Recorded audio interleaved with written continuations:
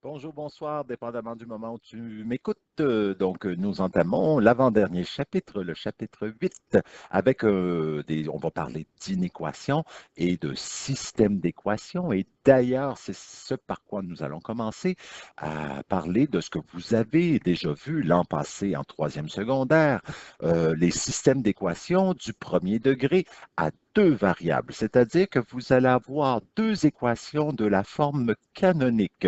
Donc, l'équation de deux droites, y égale A1x plus B1 et une deuxième droite qui sera A2x plus B2.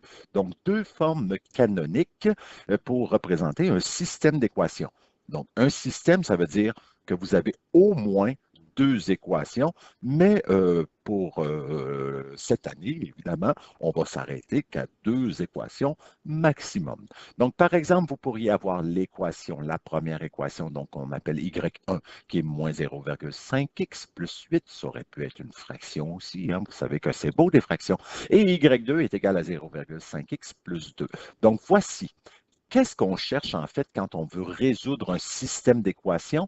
C'est qu'on peut représenter ces deux droites-là dans le plan cartésien et l'idée, ce sera de trouver le point de rencontre de ces deux droites-là qui sera la solution pour résoudre un système d'équations. Donc, résoudre un système d'équations, c'est trouver le point d'intersection qui est le point de rencontre des deux droites, les deux droites qui sont séquentes. Évidemment, ça prend des pentes qui sont différentes pour avoir un point de rencontre. Donc, quel sera le point de rencontre? Donc, il faut le nommer.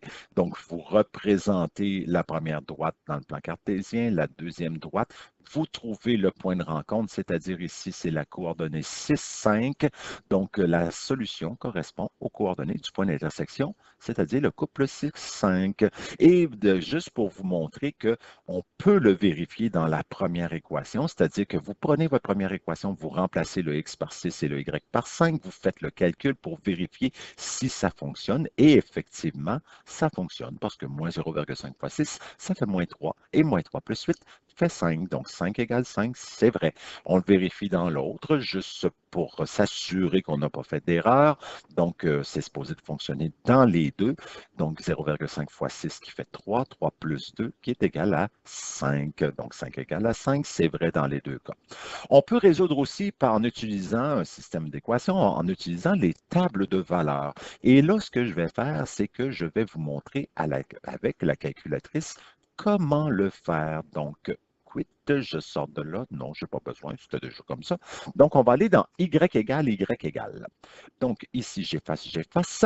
Donc, j'ai une première équation. Vous aimeriez trouver sa table de valeur. Donc, utilisons la calculatrice affichage graphique. Donc, Y égale, vous allez pouvoir entrer vos deux équations, c'est-à-dire Y égale.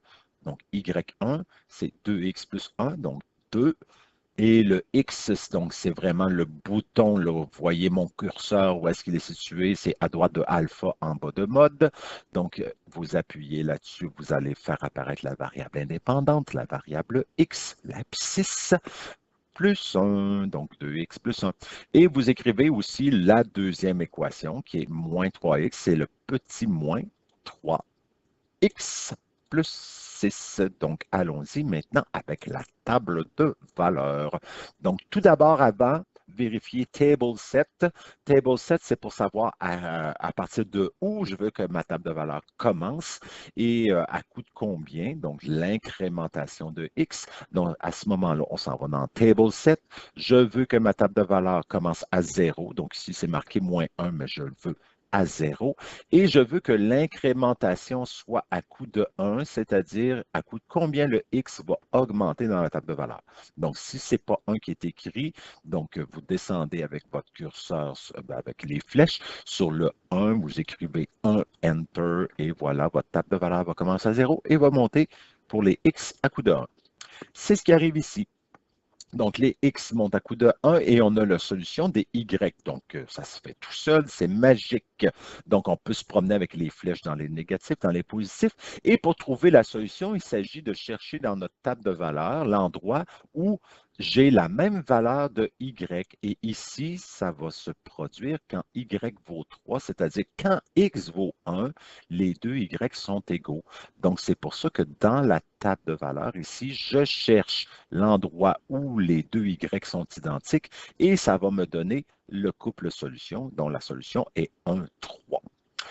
Donc, maintenant, on sait que ça fonctionne en faisant le graphique, on peut trouver la solution, le point de rencontre. Sinon, on essaie avec la table de valeur, mais je vous dis, la vie n'est pas toujours aussi simple parce que des fois, ça peut arriver que le point de rencontre n'arrive pas juste, donc ça nous prend une méthode infaillible qui est la méthode de comparaison, qui est la méthode algébrique pour résoudre un système d'équations.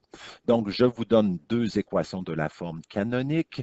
Donc, y1, 2x plus 4, y2, 3x moins 5. Et je veux trouver le point de rencontre de ces deux droites-là, ou en tout cas la solution qui fait que la coordonnée qui va fonctionner dans les deux. Donc, on peut le faire algébriquement et en suivant cette recette, la recette de Éric Cardo.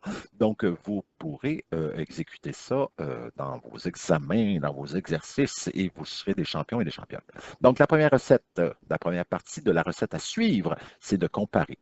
Donc, l'idée, c'est de dire qu'on part de la prémisse, c'est-à-dire de l'hypothèse que nos Y sont égaux. Donc, le Y1, je veux que le Y1 soit égal au Y2. Donc, c'est la première étape que j'écris. Donc, Y1 égale Y2. Mais le Y1, il correspond à 2x plus 4. Et le Y2, il correspond à 3x moins 5. Ce qui veut dire que 2x plus 4 va être égal à 3x moins 5. Mais Y sont égaux. Donc, la partie x va être égale aussi. Donc, 2x plus 4 égale 3x moins 5. Il s'agit de résoudre maintenant cette équation-là en s'assurant de mettre tous les x du même côté et tous les nombres de l'autre. Donc, en traversant le 3x à gauche, il va faire moins 3x. Et en traversant le plus 4 à droite, parce que c'est un nombre, je le mets à droite, donc, on s'assure d'avoir mis le bon signe, etc. Donc, maintenant, on va associer les 2x moins 3x. Donc, ça va faire moins x qui est égal à moins 9 à droite. Donc, change le signe de x, change le signe de l'autre bord. Ou tout simplement, tu dis, ben, je divise par moins 1 d'un bord, divise par moins 1 de l'autre, ce qui veut dire que le x vaut 9. Hey, go! On a trouvé x vaut 9. On sait que quand x vaut 9, on aura le même y. Mais on ne connaît pas le Y. Donc, qu'est-ce qu'on va faire pour le trouver? Mais ce qu'on va faire, troisième partie de la recette, on va substituer le X dans la première équation. Donc, je prends la première équation, je remplace X par 9. Donc, Y1 égale 2 fois 9 plus 4. Donc, c'est ce que j'ai écrit ici. Et on fait le calcul. Donc, 2 fois 9, 18. 18 plus 4 est égal à 22. Donc, on a trouvé le Y. Mais tu es dans un examen, puis tu veux être sûr d'avoir 100% à ton examen. Donc, qu'est-ce que tu vas faire? Tu vas vérifier ta réponse pour voir si ça a du sens. Donc, si ça fonctionne dans une première équation, ça va fonctionner aussi dans la deuxième. Donc, c'est pourquoi je vais toujours t'inviter à vérifier ta solution dans les deux équations.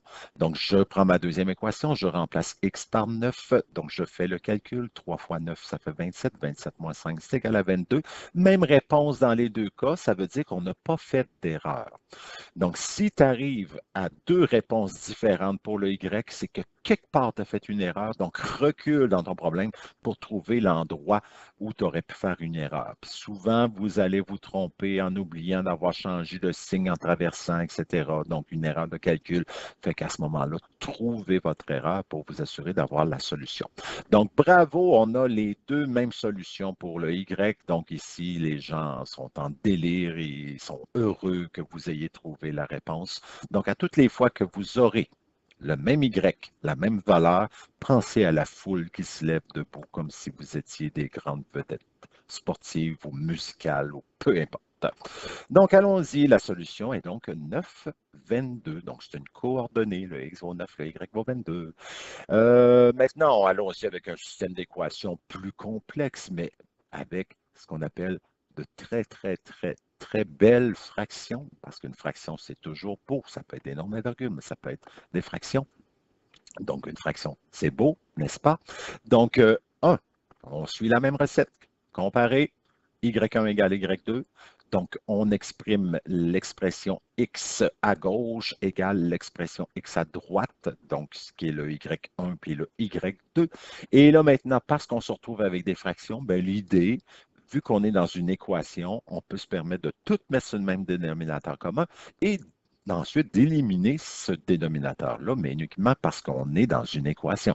Donc ici, le dénominateur commun de ça, donc si je fais 2 fois 5, ça fait 10, ça ne marche pas parce que 4 fois, ça ne marchera pas pour arriver juste. Donc 5 fois 4, 20, 20, 2 fois 10. Ah, ça marche sur 20.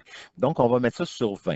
Donc le premier, ça veut dire qu'on le multiplie par 10 en bas, en haut, donc ça fait 30x sur 20. Ici, le sur 5, on multiplie par 4, donc ça va faire 16. Fois 5 fois 5, ça fait 35. Et le moins 5, lui, est sur 1, donc je le veux sur 20. Donc fois 20 qui fait moins 100. On élimine le dénominateur, on se retrouve donc avec des beaux nombres entiers qui est plus facile à manipuler algébriquement. Donc 3 en 30x plus 16 égale 35x moins 100. Donc comme tout à l'heure, les x d'un bord, les nombres de l'autre. Donc, vous pourriez envoyer le 30x à droite et le moins 100 à gauche. Vous pourriez faire ça. Mais moi, je vais avec le x à gauche puis les nombres à droite. Ça revient au même. On va tous arriver à la même réponse. Donc ici, à ce moment-là, on se retrouve avec 30x moins 35x qui fait moins 5x, moins 16 moins 100 qui fait moins 116. Donc divise par moins 5, divise par moins 5. On trouve le x qui vaut 23 demi. Bon, ici, je vous ai fait plaisir, je l'ai mis en nombre à virgule, c'est correct, c'est parfait, mais je vous montre qu'on peut toujours exprimer un nombre à virgule en fraction. Donc, je vous le remonte sur la calculatrice parce qu'il y en a encore qui me le demandent comment on fait pour transformer un nombre à virgule en fraction. Donc, 23,6, oh, c'est virgule 2. Virgule 2. Je le veux en fraction, donc c'est maths. On appuie sur le bouton maths. On sélectionne la première, c'est toujours automatiquement, c'est frac qui apparaît. Donc, Enter parce qu'il est déjà surligné en noir. Enter une fois, Enter deux fois, donc ça va vous donner 116 sur 5. Mais pour le besoin de la cause ici, c'est 23,2, donc on est très heureux avec le nombre à virgule aussi. Donc, on va substituer maintenant pour trouver le y, parce qu'on a trouvé le x qui est commun aux deux droites, si on n'a pas fait d'erreur, évidemment. Mais bon, c'est moi qui l'ai fait, donc c'est sûr qu'il n'y a pas d'erreur. Donc, x vaut 23,2. Donc, on substitue le 23,2 à la place de x dans la première équation. On fait le calcul, puis n'oubliez pas, pas parce qu'il y a des fractions que c'est plus difficile à calculer. Je fais réapparaître ma calculatrice. Alors, j'y vais avec, allons-y, je l'écris tel quel. 3 demi. 3 demi, c'est 3 divisé par 2. J'ouvre une parenthèse que je multiplie par 23,2, ferme la parenthèse, plus 4 cinquièmes. 4 cinquièmes, c'est 4 divisé par 5. Donc, Enter, ça fait 35,6. Donc, égal 35,6. Et vu qu'on est dans un examen, bien, on veut être sûr qu'on ne s'est pas trompé. Donc, on le vérifie dans la deuxième équation. Et si on arrive à la même réponse, donc vous pitonnez la même chose sur la calculatrice et hop, on arrive à la même réponse. Et encore une fois, la foule en délire qui se lève pour vous féliciter d'avoir trouvé deux Y identiques. Donc, la solution sera donc 23,2 pour le X et le Y 35,6, donc séparés par un point virgule. Hein. Vous savez, dans une coordonnée, si on a des nombres à virgule pour le X et le Y, il faut toujours séparer ça par un point-virgule pour être sûr de ne pas se mêler dans les virgules. Et voilà, ça termine cette capsule. Donc, sur ce, je vous souhaite du bon travail et interpellez-moi si jamais vous avez des questions. Évidemment, ça me fera toujours plaisir.